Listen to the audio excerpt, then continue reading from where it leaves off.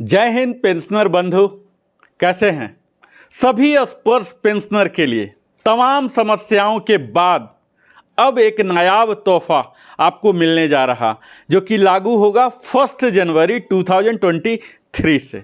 यह एक प्रामाणिक समाचार है, लेटेस्ट अपडेट है आपके लिए, जो कि 21 सितंबर 2023 को यह ऑथोरिटी लागू किया गया है। यह संबंधित है स्पर्श पेंशनर के लिए और कैंटीन कार्ड से संबंधित, यानी कि जो स्पर्श पेंशनर हैं उनका कैंटीन कार्ड, ईसीएचएस कार्ड। आप आज देख ही पा रहे होंगे कि किस तरह से डिजिटल इंडिया के मुहिम में हर कुछ इंटरलिंकिंग हो रहा है। पहले आधार कार्ड बना, आधार कार्ड को लिंक कर दिया गया पैन कार्ड से, जो कि मैंडेटरी हो गया, और अब आधार कार्ड को लिंक किया जा रहा है वोटर आईडी से। अब जैसे ही पेंशनर आप बन गए, विशेषकर स्पर्श में माइग्रेशन आपका हो गया, तो निश्चित ही है कि आधार कार्ड से आपका स्पर्श पेंशन भी माइग्रेट हो चुका है और इंटरलिंक्ड हो चुका है। अब अगली मुहिम है जो कि आपके सीएसडी कार्ड को, ईसीएचएस कार्ड को भी लिंक किया जाएगा, जो कि ऑलरेडी आप वहाँ आधार कार्ड सबमिटेड है ही, वहाँ लिंकिंग है ही, सिर्फ आपस में जोड़ने की बात हो रही है। तो यह एक प्रामाणिक समाचार जो कि आपको मैं बताने जा रहा हूँ, जिससे आपको लाभ होने जा रहा है। स्पर्श पेंशनर के जो माइग्रेंट हैं, ऐसी कयास लगाई जा रही है कि 1 जनवरी 2023 तक सारी माइग्रेशन प्रोसेस सक्सेसफुली कंप्लीट की जाएगी। मुझे मालूम है कि सारे पेंशनर, स्पर्श पेंशनर, डिफेंस पेंशनर किस तरह से व्यग्र हैं, अलग अलग तरह की समस्याएं आ रही हैं। अधिकतम समस्याओं का जड़ तो अचानक माइग्रेशन है, जो कि सजगता नहीं किए, जागरूक नहीं किए, उसके सफिशिएंट पब्लिसिटी नहीं किए, कोई सेमिनार नहीं हुआ, कोई एडवर्टाइजमेंट नहीं हुआ। और पेंशनर बंधु जो कि माने जा रहे हैं कि सीनियर सिटीजन हैं या सुपर सीनियर सिटीजन भी हैं, उनसे यह उम्मीद नहीं की जा सकती कि वो डिजिटली इतना लिटरेट हों, स्मार्टफोन में स्मार्ट हों। तो अभी उनके लिए समय लगेगा, तो अभी परेशानी हो रहा है। लेकिन जो युवा हैं उनके लिए तो यह अवश्य ही आसान होगा। आसान तो बिल्कुल नहीं, थोड़ा सा मुश्किल होगा सीखना, क्योंकि अभी तक हम स्मार्टफोन का सिर्फ यूज करते रहे सीमित के लिए। अब थोड़ा सा उसका सीमा लांघना है, अपने आप को भी माइग्रेट कराना है। तो आज मैं जिस नायाब तोहफा की बात करने जा रहा हूं, उसका ऑथोरिटी इशू किया गया है, जो सीएसडी का एपेक्स बॉडी होते हैं, integrated headquarter of ministry of defence, army के।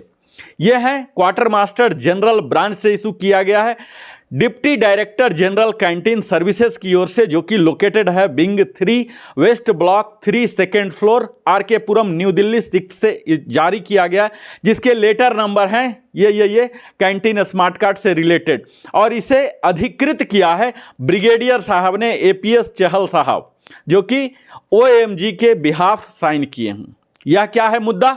तो अब अगर आपका स्पर्श में माइग्रेट हो चुका है तो अब लाभ आपको मिलेगा।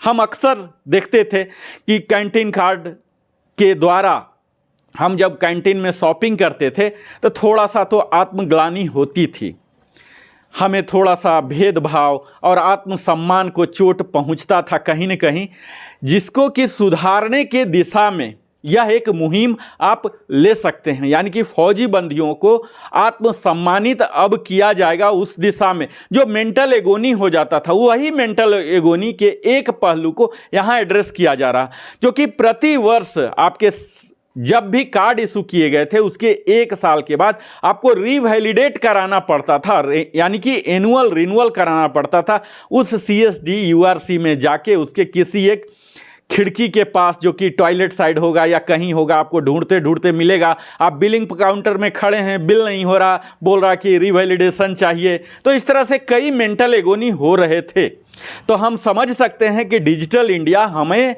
अब आत्मसम्मानित कर रहा है उस सुविधा के द्वारा।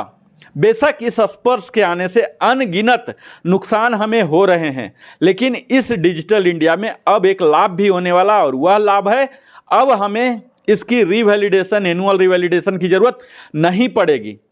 अब वह रिवैलिडेशन क्यों हो रहा था? यही सुनिश्चित करने के लिए कि जो पेंशनर हैं वो जीवित हैं। अब यह सुनिश्चित तय हो जाएगा स्पर्श पेंशन से, यानी कि अगर उनका निर्बाध रूप से पेंशन आ रहा तो यह माना जाएगा कि वह सीएसडी होल्डर भी जीवित हैं और उनका निर्बाध रूप से फैसिलिटी इनेबल्ड रहेगा। और जैसे ही डिजीज हो जाते हैं पेंशन खुद व खुद डिसेबल हो जाएंगे। ये बड़े लंबे समय से प्रक्रिया थी। कैंटीन के जो नियम थे ये सब को एनुअल कार्ड करना पड़ता था, जो कि आप कैंटीन में पूछेंगे तो आपको एक रील दिखा देते थे। हम क्या करें, CIMS का ये लेटर देख लीजिए 2006 का, उसमें पॉलिसी लेटर थे जो कि 28 सितंबर 2012 को रिवाइज भी किया गया था और उसके बाद यह 8 मार्च 2021 को भी अमेंड किया गया था कि आपको कंपल्सरली एवरी ईयर रिवैलिडेट किया गया करना है। लेकिन अब वो सब को सेट असाइड करके अब एक नया लेटर आज का यह जारी कर दिया गया है, जिसमें PCDA स्पर्श को एक ऐसी व्यवस्था बनाना है, एक ऐसी मैकेनिज्म विकास करना है, उन्नत करना है, जिसमें यह रिवैलिडेशन का चक्कर खत्म हो जाए। और भविष्य में देखेंगे कि लाइफ सर्टिफिकेट जो ECHS में भी अभी चल रहा है ड्रामा, ये सब भी वहीं से इंटरलिंक हो जाएंगे। तो हमें उम्मीद है कि कुछ ही समय के बाद आप यह लाभान्वित होंगे और 1 जनवरी 2013 तक कयास ऐसी लगाई जा रही है कि PCDA स्पर्श टीम इस चीज़ को भी इंटीग्रेट कर देगी। तब तक या फिर URC के लिए भी कुछ इंस्ट्रक्शन इन्होंने जारी किया है, जिसमें यह कहा गया है कि जैसे ही मृत हो जाते हैं, डिजीज हो जाते हैं पेंशनर या फैमिली पेंशनर, यानी कि या डिफेंस पेंशनर हों, कोई भी कैटेगरी के हों, जैसे ही डिजीज हो जाते हैं उन्हें बताया जाए, समझाया जाए कि आप न्यू कार्ड के लिए अप्लाई कर दीजिए। और कुछ दिन के बाद वह नया कार्ड आ भी जाता है, ऐसा पाया गया है। और जब तक नया कार्ड नहीं आता तब तक उस पुराने कार्ड का इस्तेमाल किया जाएगा। इस तरह से लोगों की परेशानी को ध्यान में रखा जा रहा है। पर अभी भी हमारे गवर्नमेंट को, हमारे CSD इंस्टीट्यूशन को बहुत कुछ करना है, जिसमें मेरा सलाह तो यही होगा कि उन्हें एक कस्टमर की तरह सम्मान दिया जाए। एक समय था 75 ईयर्स से पहले जब हम ब्रिटिशर्स के अंडर होते थे, उस समय की सेना और आज आज़ाद भारत की सेना, आज़ाद भारत को भी एक कस्टमर की तरह, एक स्टाफ की तरह, सम्मानित स्टाफ की तरह मानने की ज़रूरत है। आज वह कहीं न कहीं एटीट्यूड बदलना है, शासन की नहीं, एक सम्मानित। और जो भी एक सर्विसमैन खरीदारी करते हैं कैंटीन से, वह कैंटीन के लिए, उस डिपार्टमेंट के लिए, उस URC के लिए, उसके कंट्रोलिंग अथॉरिटी के लिए, उसके कमांड के लिए, उसके सर्विसेज के लिए कुछ ना कुछ मुनाफा भी ऐड कर रहे हैं। वही मुनाफा उनके वेलफेयर में भी काम आते हैं।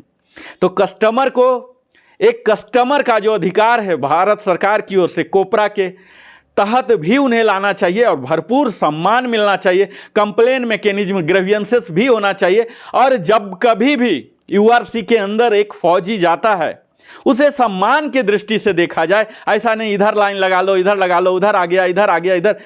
अपनी वाणी पर मेरा यही आग्रह है कि अच्छी वाणी CSD के जो भी स्टाफ हैं उन फौजी मित्रों के साथ बिहेव करें, क्योंकि आज देखा जा रहा CSD में बड़े ही आउटसोर्सिंग के स्टाफ होते हैं, बड़े छोटे से ही सैलरी में वो काम करते हैं, तो उनके साथ इतने हाई मोटिवेशन के साथ व्यवहार संभव नहीं हो पाता। वो पहले ही से कई तरह से फ्रस्ट्रेशन में रहते हैं, वो सारे फ्रस्ट्रेशन उन फौजियों पर उतार देते हैं। और चूँकि हम फौजी उन जुल्मों को सहते हुए अपने, हमारी चमड़ी मोटी हो जाती है, इसलिए हमें बुरा भी नहीं लगता है।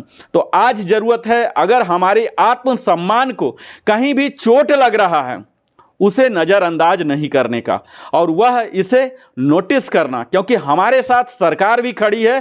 सरकार भी हमारे एक एक सुविधा को देने के लिए वो सारी तरह की मेंटल एगोनी जो है उसे धीरे धीरे खत्म किया जा रहा। जब हमारे साथ सरकार है, हम सरकार के साथ हैं, तो हम उसके साथ कदम कदम मिलाएंगे और भारतवर्ष को सुपर पावर बनाने में, डिजिटल इंडिया में हाथ बढ़ाने में, स्वयं को भी डिजिटल होने में और कैंटीन कार्ड से कनेक्शन हो जाएगा जब, तब यह एक तोहफा लेने में, इस सब में हमारा सहयोग सरकार का, उन व्यवस्था का सदैव साथ रहेगा। बहुत बहुत धन्यवाद, आप हमारे साथ बने रहते हैं इसके लिए।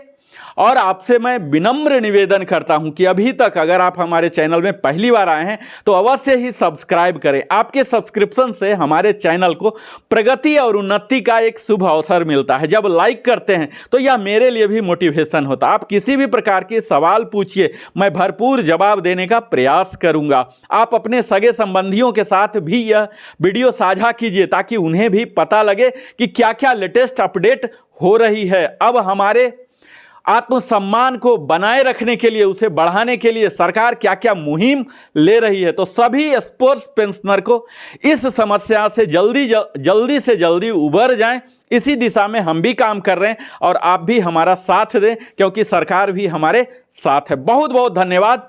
हृदय की गहराइयों से आप अपने जीवन का बहुमूल्य समय हमारे साथ लगाते हैं। फिर मिलता हूं अगले वीडियो में।